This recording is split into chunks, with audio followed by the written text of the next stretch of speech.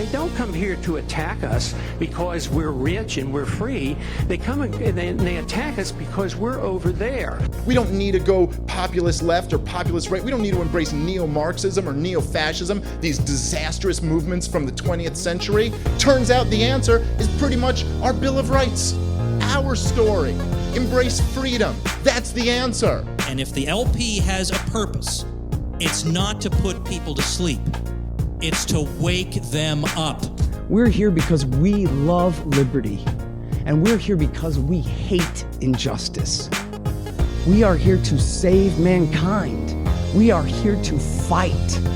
Join us, the Libertarian Party, in perhaps the most exciting, grandest endeavor in history, the restoration of American liberty. Ideas spread, they can't stop them. An idea whose time has come cannot be stopped by any army or any government. Hello and welcome to episode 61 of Decentralized Revolution, a podcast from the Libertarian Party Mises Caucus and Mises PAC. I'm Aaron Harris and I'm your host. I really enjoyed talking to Glenn Jacobs, my guest today. He's, of course, the pro wrestling superstar from about 15, 20 years ago, who has turned out to be a pretty successful mayor of a pretty large metro area. He's not the mayor of the city of Knoxville, Tennessee, but he's the mayor of Knox County, which, surrounds Knoxville, and he has some jurisdiction in the city too. The city has its own mayor and their way of doing certain things, which is one of the big reasons when I decided to move to Knoxville along with my wife back in the spring. We chose to buy a house outside the city limits. Property taxes are much, much cheaper outside the city. And one reason is that Glenn Jacobs and his predecessors here in the county, they haven't raised taxes this century. So that's got to be some kind of miracle. And I figured if this area was able to elect a mayor like Glenn Jacobs, it must have other stuff going for it. And we've definitely found that to be the case. It is a heavily Republican area, still lots of Trump signs and bumper stickers around here, which, of course, I think is one reason that Jacobs is a Republican. You just wouldn't get very far in this part of the country without being on that team. And the other is that the state of Tennessee has really, really horrible ballot access laws that keep us libertarians off the ballot. So, one of the reasons the Mises Caucus is doing what we're doing is so that we can build a party that can attract, these small L libertarians like Glenn Jacobs and Thomas Massey, and really, everybody from the liberty movement, from, those who are perceived as being right libertarians, left libertarians. We want all of those people of goodwill and who, adhere to the non-aggression principle.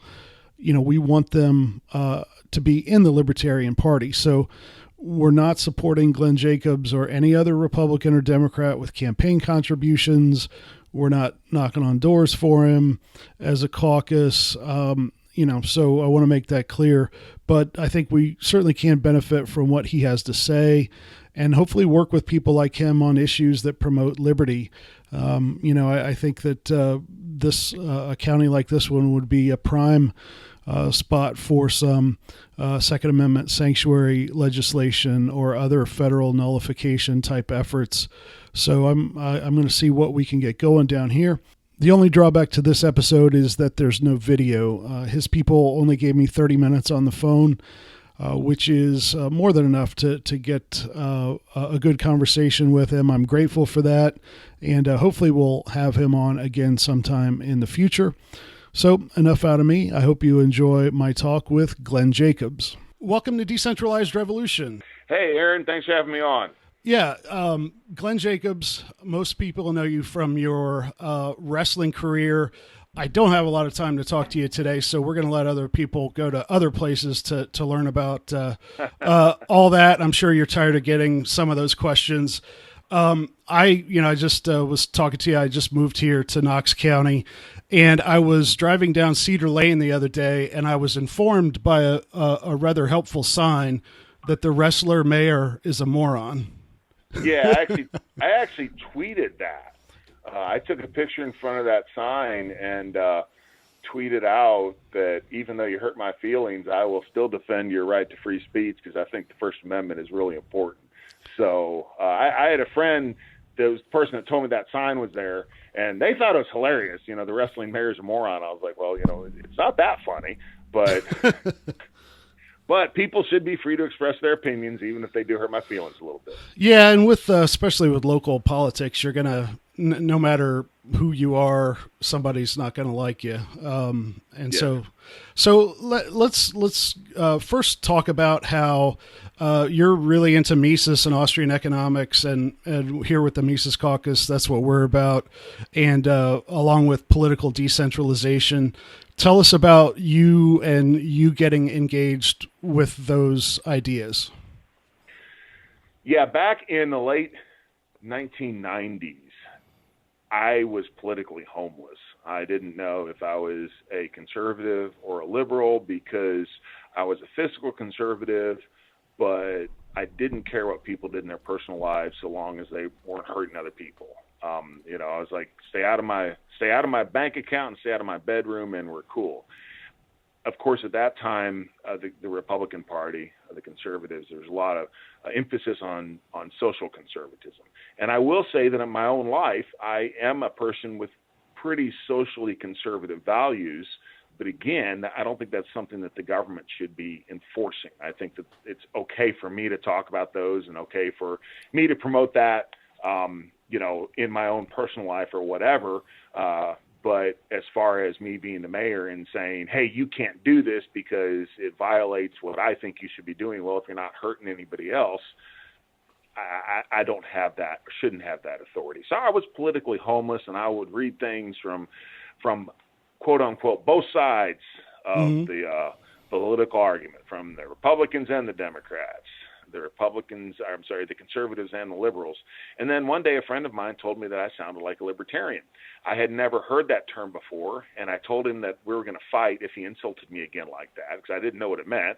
And of course, he's like, no. And then he kind of explained that we only think left-right, and there's another dimension to the political spectrum, and that's authoritarianism versus individual liberty. And I was through the LP. I went to lp.org, and that was my first kind of introduction to libertarian thought. But at that time, I was what I would call an ad hoc libertarian. It's like I agreed with the LP on certain issues. Most of the issues I agreed with the LP on. So like, wow, I must be a libertarian. But I didn't realize that it was actually a philosophy. And then I started getting more into that. And the more I read, the more that I realized that it wasn't just, about a political party. It was about a political and a legal philosophy. And then along the way, I've never studied economics, thank goodness. I never took an economics course in college because I'm not a huge math person. My sister's a mathematician in the family. Her degree's in mathematics, and she's an engineer. But I was intimidated by the idea of these formulas and all these various things. What I thought economics is, which of course is not economics, that's econometrics. I didn't know that at the time. So I start hearing this term Austrian economics from various writers that I had a lot of respect for. In fact, it's interesting because I read Murray Rothbard's political philosophical books, his books about legal theory of libertarianism, before I actually read his books on economics, on Austrian economics. So I had no idea what Austrian economics was. I was a little intimidated because I'd never, again, it's economics. Ron Paul's talking about Austrian economics. I'm like, well, if Ron Paul's talking about Austrian economics, I guess I better at least try to kind of figure out what this stuff is. So I ordered What Has Government Done to Our Money, which is a very short book by Rothbard. And there's only one formula in that book that I can recall, and it's the multiplier effect of when a dollar goes into reserve banking, the inflationary impact that can have on the money supply. That was it. Everything else was just about inflation, as far as that inflation, the real definition of inflation, which is the expansion of the money supply. And when I got done with the book, I was like, there's only one formula, and it was pretty simple, and it was really just tangential to the rest of what Rothbard was saying. It's like, oh, economics isn't about numbers. It's about people. And a light bulb went off in my head at that point. And I actually became, for a while, I don't read as much as I used to, but I was a very serious student of Austrian economics. I went through the Mises at-home course. I've read Human Action. I've read Man, Economy, and State, and kind of the tomes of Austrian economics, and just fell in love with that. Now I actually believe that in order to understand libertarian philosophy, you have to understand Austrian economics, because it begins with economics. What freedom really is our ability to use our time, to economize our time, which is a scarce resource, as we would want to do. And that's where kind of the whole thing starts for me.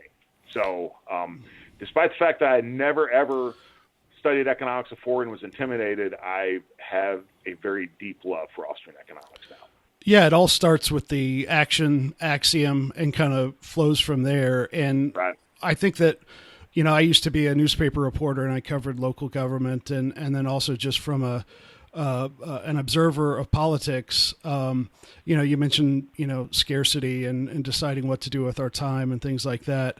That I would imagine, if your experience is like mine, that in politics you have a lot of people who don't really seem to think that that's a big deal. They don't seem to get scarcity. They don't seem to get that things are a trade-off. Have you found that to be true? Absolutely. And that's especially true among people on the left. They do not understand economics. And they believe that somehow, first of all, that wealth is pre-existing, that wealth is a natural feature of the world. It's a natural resource.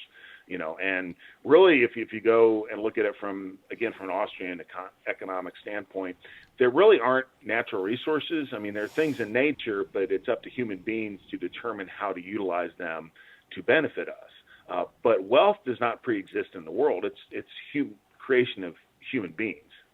So when they talk about redistributing wealth, that's a misnomer, because it's not out there to be redistributed. It's people create it, and then they should be able to keep it, because they're the ones that create it. Of course, really the only way you can create wealth is by interacting with other people and by producing something that other folks want. But nevertheless, it's not something that just kind of is part of our world. It's something that has come about through human endeavor and human effort. And also, a lot of folks on the left, and unfortunately people in the middle too, they think government just has this gigantic sea of money that it can just turn on a spigot. And it's almost like when you hear folks like, why doesn't the government do this or do that? And, they have the money to do it. It's like, no, they don't. The money comes from us somehow, whether it's through taxation, through borrowing, or through debasing the currency by inflating the money supply. In some way, the government is taking the money out of the private sector in order to do those things. But that's all a matter of scarcity. They think that the government creates, that the wealth is there for the government to redistribute, and they also believe that the government just has its own source of nearly infinite wealth, which we're finding out it almost does now, because it's got $30 trillion in debt. So, I mean, it's got a sea of debt, but it doesn't have infinite wealth. So when you talk about these ideas and when a big spending proposal comes along and you bring this stuff up and you give other, libertarian sort of critiques of that and saying why we shouldn't do it, what kind of response do you get, and how have you found it? Have you been able to kind of convince some of your fellow leaders here in Knox County that to kind of consider your viewpoint a little more, or is it like talking to a brick wall? Well, in Knox County, we are a fiscal conservative community anyway, and folks understand, especially here at this level. We can't print money, so the only way that we can get money is by taxing people or through debt, and folks understand that. And eventually, of course, with the debt, we have to pay that back through taxation. So I'm very fortunate to live in a part of the country where people naturally get that, and the arguments about government living beyond its means resonate very strongly with the folks here. So I would have never been able to be mayor in some other parts of the country because I don't. The folks here don't necessarily think about it in terms of Austrian economics, but they do think about it in terms of common sense. People in other parts of the country, the very liberal parts of the country, they don't think about it in terms of common sense. They just think that government should be able to do this because it can. So I'm in a good situation. I think people here in Knox County are in a good situation as far as fiscal matters go. Yeah, the other people, they kind of have that unconstrained vision. They think that you can, by snapping a finger or passing a law, that you can change reality, right, basically. And I've seen a lot of that in the whole COVID stuff.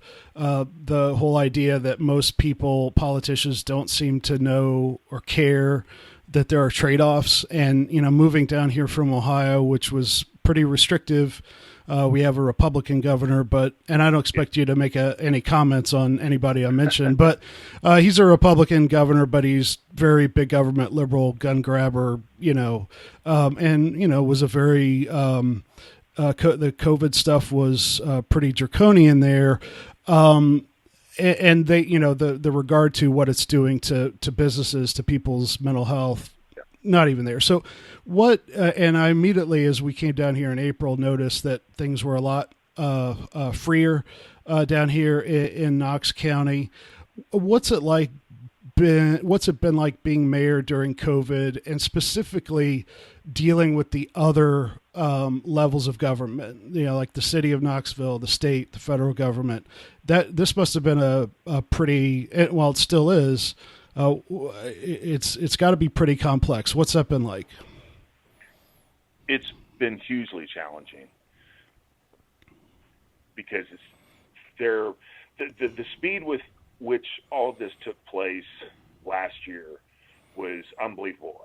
I compared it the other day to having a boxing match against Floyd Mayweather. Mm-hmm. I mean, you're just getting hit repeatedly from a number of different directions, and you can't even see the punches coming because they were so fast initially. And it's been very challenging. I mean, it's been challenging for everybody, but especially for those of us, that are elected officials, that have the philosophy that, freedom is paramount. Individual liberty is paramount. The government's real job is to protect individual liberty. That's what Thomas Jefferson said. That's what this country's founded on. And to see that really take a back seat to, we have to protect everybody's health. And then also the fact that even though America is a republic, we're still a democratic republic. And I was kind of shocked to see my friends on the other side of the aisle who are always talking about democracy, and suddenly we're living in a technocracy. Mm-hmm. And I couldn't do anything about a lot of the stuff that was going on because it was just out of my hands. I tried to use my bully pulpit as much as I could, but I was just getting drowned out.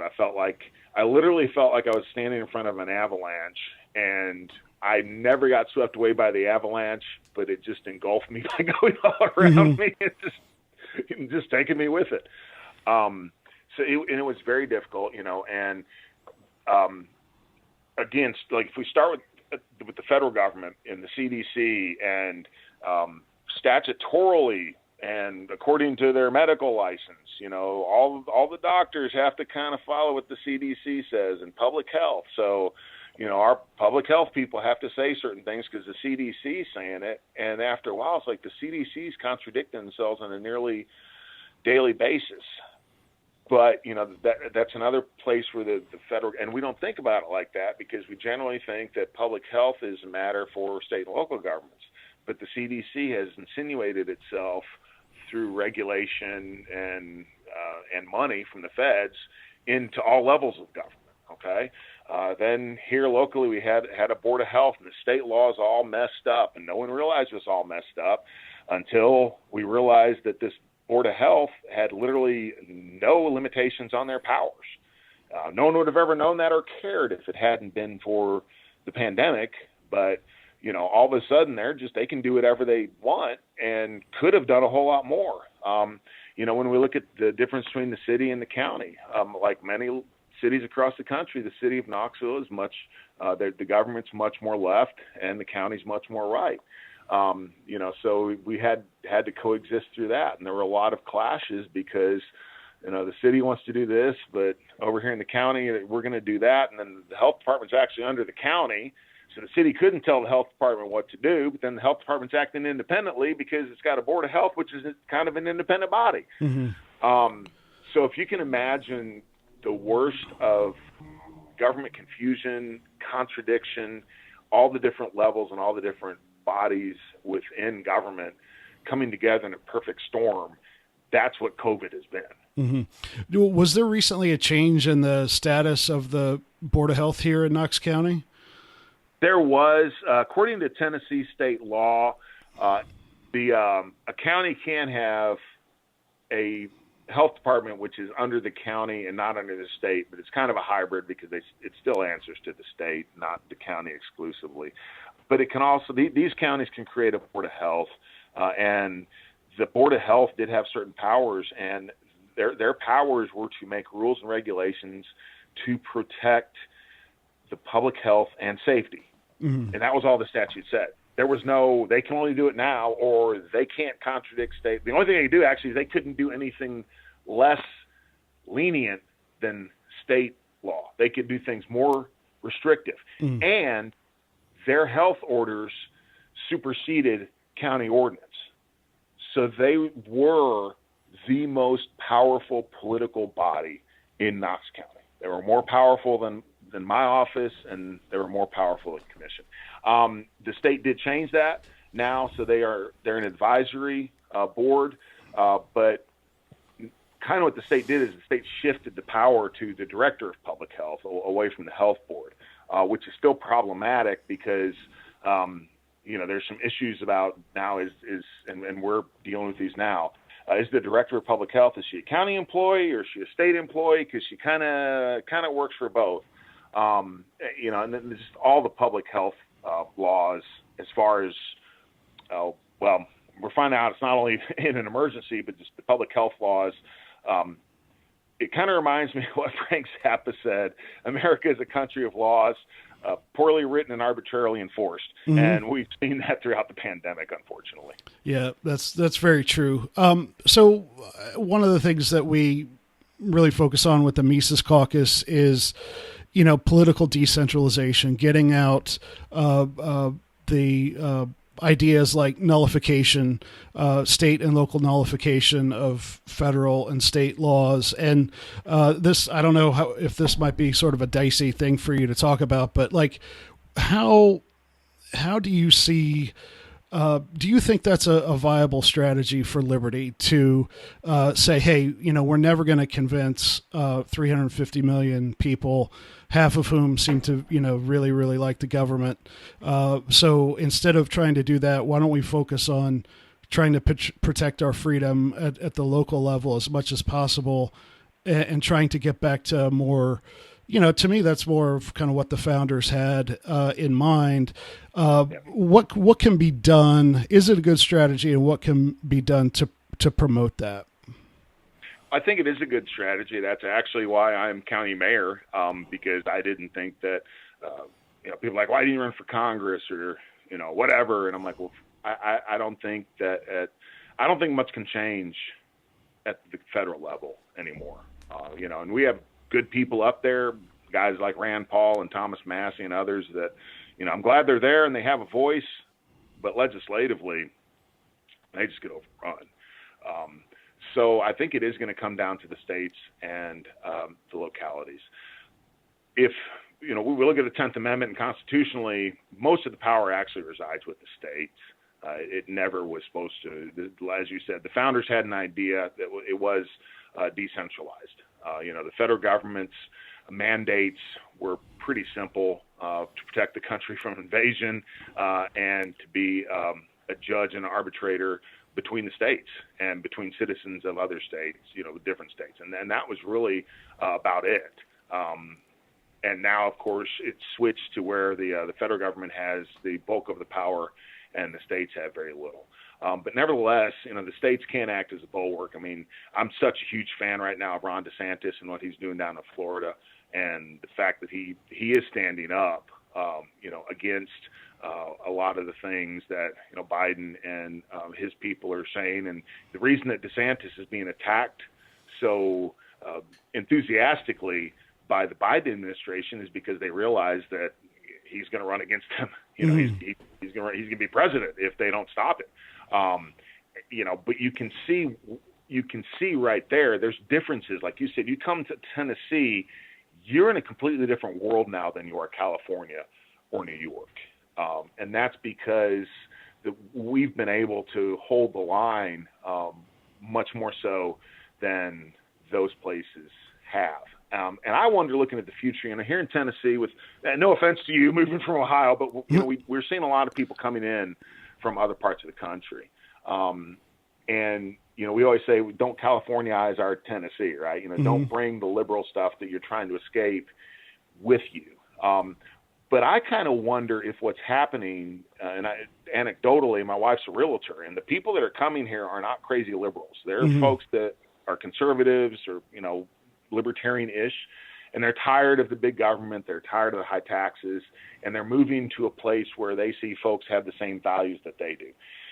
So this is my hypothesis, but I'm wondering if the country isn't even becoming more red and more blue, especially in certain areas. And that may or may not be true, but I do think that the states and local governments, ultimately they are the final bulwark. I think moving forward, as the federal government has a lot of fiscal issues, that, people at some point they have to raise interest rates. They can't raise interest rates. If they do, the debt service on the federal budget is going to be $1 trillion a year plus. It's going to burst the budget. So they can't do that. They're going to be stuck. They're stuck. I mean, we're stuck with quantitative easing for as long as the eye can see, which means that the inflation we're seeing right now is, it's just, it's what we're going to see and probably accelerating into the future. I can certainly see some stagflation as well, as economic dislocations drive unemployment, and then we also have higher rates of inflation. So a lot of what the federal government does, it does through its ability currently to bribe the states, to fund certain things. As we see that diminish, we might see the power of the federal government somewhat diminish as well, and the states be able to step up and do some things that currently they're not. Okay.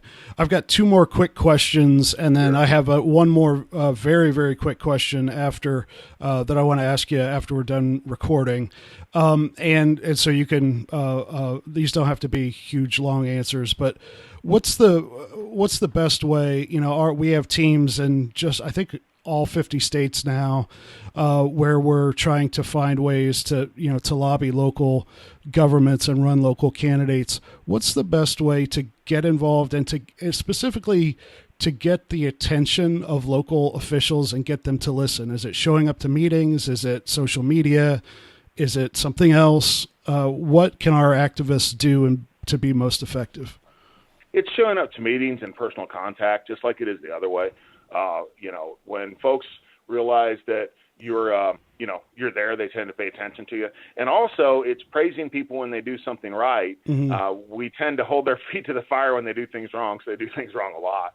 But it's also saying, hey, that was a good job, man, and I got your back. All of us appreciate that as well. And I think a lot of libertarians, need to realize that, hold their feet to the fire, but also tell them good job when they've done a good job. Yeah, sometimes even though they might not have, they've done just a little bit of something right, you need to give them that positive reinforcement. Yes. So you mentioned very early on in your political awakening, having contacts with the LP.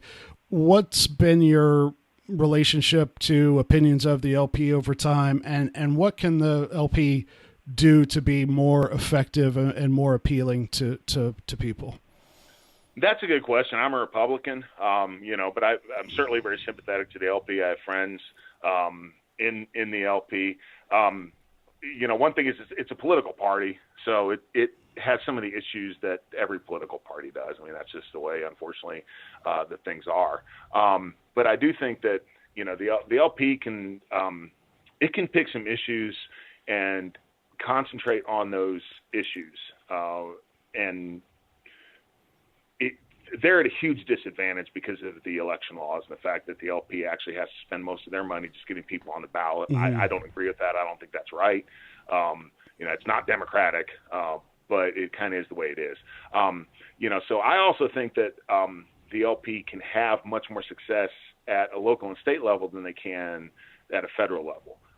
So I'd really like to see them concentrate more on state and local races and maybe not worry so much about federal races. Mm-hmm. Yeah. I'll give you a chance to give some plugs to if you need. Are you going to run for re-election? Are you going to need people to help with that? Even though you're a Republican, there's like 2 or 3 Republicans I wouldn't mind seeing people help, and you're one of them. So, what's your status there, and how can people, engage with you and what you're doing? Sure, I am running for re-election. That will probably kick off earnestly next year. I've announced that I'm running, but the primary is May of next year, and then the general election is in August. People can follow me on Twitter. It's at Glenn Jacobs TN. That's Glenn with 2 N's, Jacobs TN. On Facebook, Facebook page is actually Jacobs for Mayor, and then I also have a website which is jacobsformayor.com spelled out. Okay. If you don't mind, I have a quick question after we say goodbye, but Sure. I really appreciate you being on the show. Yeah, thank you so much. There you have it. I'd like to thank Glenn Jacobs for his time and wisdom, and his staff for making some time for us in his schedule. You can find out more about Glenn Jacobs over at decentralizedrevolution.com/61. Also, I talked to him a little bit about an idea that we have that I can't tell you about right now, but that we might be able to have an event with him down here in Knoxville sometime with the Mises Caucus. Again, not promised at all, but it might happen. Also, thanks to Dave vs. Goliath for all the music you hear on Decentralized Revolution. And thanks to everyone who subscribes to our email list and gives to Mises PAC at takehumanaction.com, and everyone who shares, rates, reviews, and subscribes to Decentralized Revolution. Thanks for listening, and we'll see you next time.